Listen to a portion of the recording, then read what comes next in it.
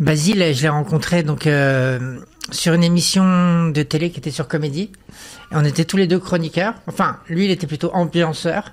Et donc, on était un peu comme ça. Il y avait un invité et lui, il rôdait autour. Il disait toujours un peu des conneries. Il parlait un peu. Il avait une voix très grave et donc il faisait beaucoup de jeux de mots, de calembours. Enfin, c'était un peu décalé, quoi. Genre le mec qui essaye d'être drôle mais qui est pas drôle. Il avait une voix très très très grave, mais chantante. Donc c'était très beau parce que les voix très graves, des fois c'est un peu solennel, un peu puissant, tu vois, ça fait penser à, je sais pas, des hommes politiques ou des trucs. Il avait vraiment cette voix qui vient du ventre, mais chantante. Et donc c'était assez génial. Comme son physique, il était très très grand et très dégingandé, tu vois, très souple, très très mobile. C'était un personnage atypique. Enfin, vraiment quoi. Basile, il était vraiment spécial, super. Après le décès de Basile, donc Emma a cette idée que pour faire perdurer l'image et la personnalité de Basile, elle va créer ce podcast qui s'appelle donc Jusqu'à ce que l'amour nous répare. Elle te sollicite assez vite pour parler du projet, elle t'en parle, comment ça se passe? Ah oui, dès le début, en fait, avant même que ça devienne, comment dire, vraiment sérieux, dès qu'elle l'a écrit, elle me l'a envoyé. Parce que bon, elle me cite quelquefois parce que dans leur vie, c'était un peu, à l'époque, en tout cas, le running gag. C'est-à-dire que si Basile n'était pas avec elle, il était avec moi. Donc, toujours en train d'être pas loin. On était, tu vois, on gravitait tous les uns autour des autres. Et donc, elle me le fait lire et j'ai trouvé ça super, vraiment très bien vu sur Basile. Et puis, l'histoire est super, et c'est très bien écrit, c'est drôle, très touchant. Et donc, dans ce projet, toi, ton apport principal, c'est de travailler avec l'intelligence artificielle pour recréer la voix de Basile. Est-ce que tu peux nous en dire un peu plus? Oui, donc moi, je suis réalisateur de vidéos, je fais des films et j'utilise de plus en plus l'intelligence artificielle pour des petits détails, pour des petits effets spéciaux, pour des petits trucs. Et en fait, ça m'intéresse beaucoup. Et je savais qu'on pouvait faire ça. Donc, quand elle m'a dit qu'on allait prendre un acteur pour jouer Basile, je lui ai dit, bah non, franchement, ça serait tellement mieux avec l'intelligence artificielle, de le faire revivre. En plus, ça va être vraiment fort déjà pour ceux qui le connaissent.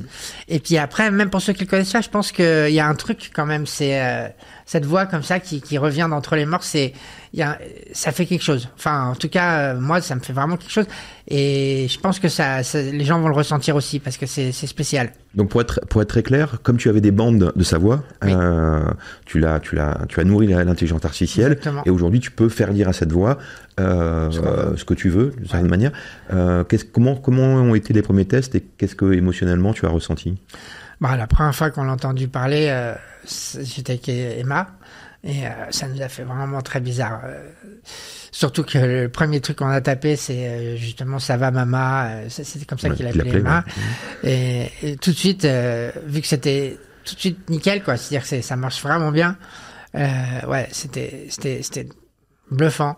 Et puis surtout, impressionnant émotionnellement aussi. Mon rôle essentiel dans ce podcast, il est d'abord de le produire en partie, mais également de me mettre à la recherche de partenaires technologiques. La raison étant que ça fait à peu près maintenant 20 ans que je suis dans les nouvelles technologies de l'information, dans le cloud et dans l'intelligence artificielle.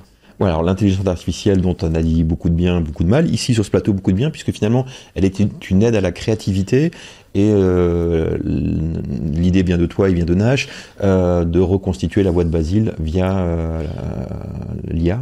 J'ai trouvé l'angle très intéressant de pouvoir mettre l'intelligence artificielle au service finalement d'une œuvre créatrice, encore plus dans un contexte où je pense que de pouvoir faire parler Basile, qui est vraiment le personnage central de cette histoire, et de pouvoir recomposer sa voix grâce aux outils de l'intelligence artificielle est quelque chose de très novateur. Et évidemment, travaillant dans ce domaine, c'est ce qui m'intéresse énormément, de pouvoir innover. Mais en même temps, je trouve, va ramener un aspect très réaliste et concret, parce que je pense que personne d'autre mieux que lui peut raconter cette histoire. Génial. Quelles sont tes attentes en termes de partenaires et d'apport sur ce projet-là? Alors, je dirais qu'on a vraiment deux types de recherche de partenariat. Évidemment, on travaille pour la fondation. Donc, l'idée, c'est de pouvoir lever des fonds quelque chose dont je suis aussi très attaché parce que j'étais aussi très actif moi-même par le passé dans tout ce qui est association caritative et de levée de fonds. Donc ça, c'est le premier objectif. Et d'ailleurs, le podcast est fait pour ça, pour vraiment lever des fonds pour aider la recherche contre le cancer. L'autre élément hyper important, c'est qu'on est à la recherche de partenaires technologiques également, c'est-à-dire de partenaires qui vont nous aider à mettre à disposition des technologies d'intelligence artificielle pour justement pouvoir produire les épisodes. Donc je dirais qu'il y a vraiment ces deux recherches-là de partenaires, même y compris technologiques. C'est évidemment un investissement dans la recherche contre le cancer, mais également une aide technologique pour rendre ce podcast possible techniquement. Est-ce que à une époque où on a de plus en plus de photos, de vidéos et de sons, des gens qu'on aime et qui peuvent disparaître, est-ce que tu penses pas que ce podcast va donner des idées à beaucoup de créateurs et finalement de faire revivre des gens qu'ils ont aimés? Hier soir, j'étais avec un ami pour lui présenter le projet, lui expliquer le projet, et on clive un peu par ce postulat. On a 50% des gens qui se disent « Oh là là, non, surtout pas, moi je me vois pas du tout réentendre mon grand-père, mon père ou mon ex-mari ». D'autres sont plutôt intéressés par cette démarche. Parce que la vraie question, c'est quelle trace aussi on laisse derrière nous. Concernant les partenaires sponsors, mécènes, est-ce que tu as une typologie d'entreprise particulière ou pour le coup c'est ouvert à peu près tout le monde? Non, sur les mécènes, c'est vraiment ouvert à tous. Je pense que tout type de partenaires sont les bienvenus. Du plus petit au plus grand. Je pense qu'il y a énormément de grandes entreprises qui ont des fondations et qui aussi luttent au travers de ces fondations à leur manière pour accompagner leurs employés. Donc on pourrait aussi imaginer avoir des partenariats avec ces fondations de grandes entreprises. Et puis après, encore une fois, je pense que pour de plus petites structures, c'est avant tout une démarche personnelle. C'est est-ce que ça nous touche, est-ce que la cause nous touche, est-ce qu'on a des proches aussi qui sont concernés, et donc on ouvre vraiment le partenariat à tout type d'entreprise, tout type de secteur d'activité, donc vraiment ouvert à toutes les entreprises. Et elle te contacte en priorité? Elle me contacte, enfin je dirais moi en priorité, mais à la limite j'ai envie de dire le plus important c'est que quelqu'un de l'équipe soit contacté, donc ça peut être Karine, ça peut être Emma, ça peut être moi, ça peut être vraiment n'importe qui. Le plus important, c'est de ne pas passer à côté d'un possible partenariat. Donc évidemment, contactez-moi si vous avez la volonté de participer à ce projet. Sinon, on est aussi entouré d'une formidable équipe qui saura de toute façon aussi aider à orienter le type de partenariat qu'on cherche. Donc tu as dit que ce projet est clivant, forcément on fait parler quelqu'un qui n'est plus des nôtres. Comment tu abordes ce sujet-là, et notamment dans le cas précis du podcast et de la relation entre Basile et Emma?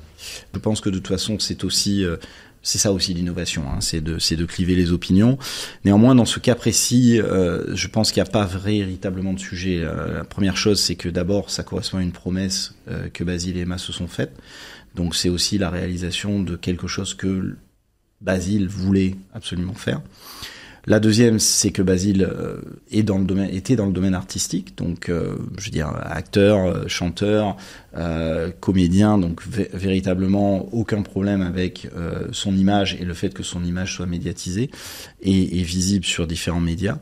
Et la dernière chose, c'est pour avoir vérifié ça, bien entendu, avec des juristes, il n'y a aucune problématique légale autour de faire parler Basile post-mortem. Post-mortem. Ok, écoute, c'est très clair. Je te remercie Mathieu. Merci beaucoup Denis. Et à très bientôt. Merci, au revoir.